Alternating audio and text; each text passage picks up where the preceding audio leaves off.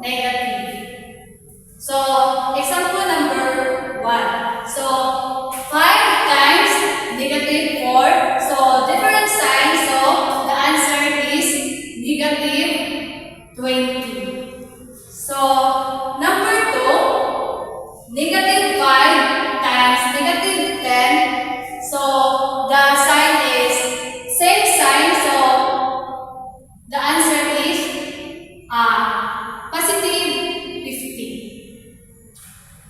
Number 3. So, 30 times 3. So, both positive. So, the answer is positive 90. So, let's proceed to example number 4. So, negative 10 squared. So, we do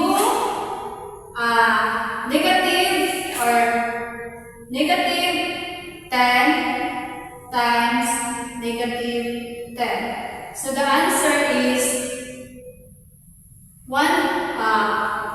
positive 100 because they have same sign.